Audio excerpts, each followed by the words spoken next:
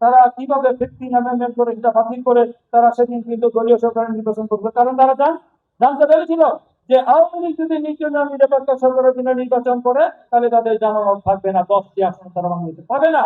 তাই তারা দলীয় সরকার দিনে পাতানো সাজানো বিভিন্ন শখের নির্বাচন ইঞ্জিনিয়ারিং করে প্রশাসনকে তারা ব্যবহার করে তারা সেখানে কু করে তারা নির্বাচনে বিজয় 2014, 2018, 2024 দিনের ভোট রাতে করেছে। কিভাবে হয়েছে আমরা দেখেছেন। কিন্তু আবার সেখানে কিন্তু আমরা দেখি যে আমাদের আজকে যে প্রধানমন্ত্রী, এই কথা বলে আমি শেষ করবো, আজকে যে তার বেগম খালেদা যে প্রধানমন্ত্রী হয়েছেন জনগণের ভোটে, তিনিও কিন্তু উপলব্ধি করেছিলেন।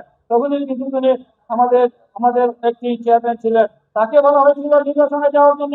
বিএনপি যদি নির্বাচনে না যায় বিএনপি নিশ্চিন্ন হয়ে যাবে। তিনি বলছে যায় না, জনগণের পাশ তিনি বুঝতে পেরেছিলেন। সেই শুধু লন্ডন বসে থেকে তিনি বুঝেছিলেন যে নির্বাচন সরকারের নির্বাচন হলে এই দেশে গণতন্ত্র আর ফিরে আসবে না, সরকারের ক্ষমতা থাকবে।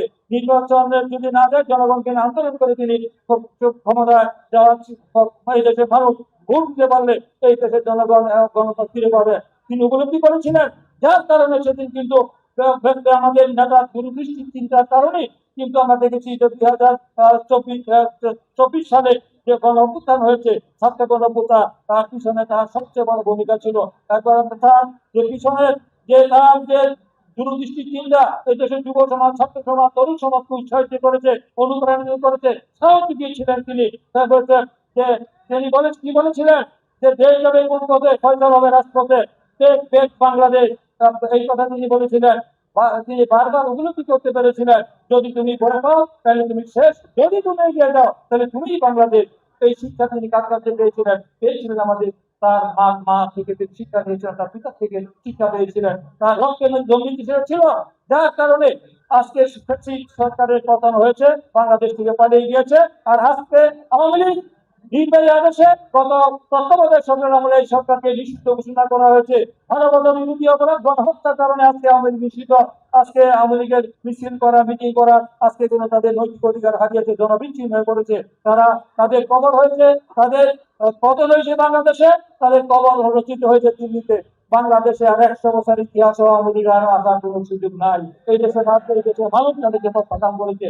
তাই আজকে আমাদের এই বেগম খালেদা জিয়া যে নীতি আদর্শ দর্শন তিনি যে পথ দেখিয়ে গিয়েছেন সেটাকে শিক্ষা নিয়ে আসেন যে জনগণকে তাকে যে ভালোবেসেছিল সে ভালোবাসার আমরা দেখেছিলাম। শহীদ জিয়া জানা যায় যেমন বাংলাদেশের পৃথিবীর ইতিহাসে সবচেয়ে মুসলিম রাষ্ট্র নায়কের রাষ্ট্রপতি সবচেয়ে বড় জানাজা হয়েছিল, ঠিক তেমনি ভাবে বেগম খালেদা জিয়া সেই রেকর্ড ভঙ্গ করেছিল, তার স্বামীর রেকর্ড ভঙ্গ করে 1.5 কোটি বেশি মানুষ বাংলাদেশের শ্রদ্ধা জানানোর জন্য ঐতিহাসিক মানিক নেহরুতে তার জানাজায় শরীক হয়েছিল। তার থেকে প্রমাণ হয় যে বেগম খালেদা জিয়া কত জনপ্রিয় নেত্রী ছিলেন। শুধু সে বাংলাদেশের না, পৃথিবীর ইতিহাসে একটি বিরল ঘটনা, বিরল ইতিহাস সৃষ্টি করেছেন এবং সে তার কর্মের মধ্যে তিনি অমর হয়ে থাকবেন। এই দেশের মানুষ চিরদিন তারা শ্রদ্ধার সাথে স্মরণ করবে। তাই আমি আজকে বক্তব্য না বাড়িয়ে বেগম খালেদা জিয়া দেশ জাতি জনগণের জন্য, এদেশের মানুষের জন্য, গণতন্ত্র পুনরুদ্ধারের জন্য, মানুষের কল্যাণের মঙ্গলে তিনি জীবদ্দশায় দেশ জাতির জন্য অবদান রেখেছেন। এই জন্য এই দেশের মানুষ চিরদিন তার কতদিন এই দেশ থাকবে,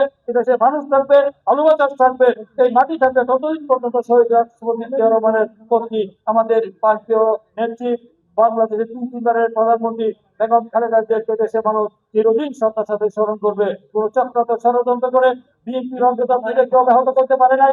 বিএনপি কোনোদিন জনগণের সাথে বেইমানি বিশ্বাসঘাতকতা করে নাই এবং জনগণের প্রত্যক্ষ ম্যান্ডেট নিয়ে বাংলাদেশে 5 বার বাংলাদেশের মানুষের প্রত্যক্ষ ভোটে নির্বাচিত হয়ে সরকার গঠন করেছে। পিছনের দরজা দিয়ে বিএনপি কোনোদিন ক্ষমতা আসে নাই। তাই আজকে বিএনপির বিরুদ্ধে চক্রান্ত ষড়যন্ত্র করে কোনো লাভ নেই। আজকে তারা স্বপ্ন দেখছেন বিএনপির যে আমাদের মাননীয় প্রধানমন্ত্রী যে তার 80 দিনের কর্মসূচি নির্বাচনী পূর্বে দেওয়া যে অঙ্গীকার প্রতিশ্রুতি তিনি যে বাস্তবায়ন করেছেন, শতভাগ বাস্তবায়ন করতে যাচ্ছেন, 31 দফা রাষ্ট্র সংস্কার মেরামতের রূপরেখা তিনি বাস্তবায়ন করতে যাচ্ছেন। এটা তারা হিসেবিত হয়েছে জানে। এইভাবে যেভাবে ফ্যামিলি কার্ড, হেলথ কার্ড, কৃষি কার্ড এবং আমাদের প্রবাসী কার্ড থেকে শুরু করে যে কার্ডগুলি তিনি মানুষের প্রতিশ্রুতি অক্ষর অক্ষরে সেটা 31 দফা এখন জনগণের দফায় পরিণত হয়েছে। সেই কারণে তারা ঈর্ষান্বিত হয়ে তারা জানে আগামী 2-3 বছর পর তাদের কোনো রাজনীতি থাকবে না, তাই তারা নন ইস্যুকে ইস্যু করে একটি অস্থিতিশীল রাজনৈতিক অস্থিতিশীল পরিস্থিতি তৈরি করে একটা গভীর চক্রান্ত করছে। সেই চক্রান্ত ষড়যন্ত্র করে কোনো লাভ নাই। এই দেশের জনগণ সকল চক্রান্ত ষড়যন্ত্র ব্যর্থ করবে। শহীদ জিয়ার দল, বেগম খালেদা জিয়ার দল, এই দেশের মানুষ এই দলকে ভালোবাসে। তাই এই দলের জনগণের ভালোবাসা নিয়ে এই আগামী দিনের সকল মানুষের দাবি দেওয়া পূরণ করা হবে। জনগণের কাছে এই সরকারের দায়বদ্ধতা রয়েছে, জবাবদিহিতা রয়েছে। তাই কোনো চক্রান্ত ষড়যন্ত্র করে এই সরকারের অগ্রযাত্রাকে ব্যাহত করতে পারবে না।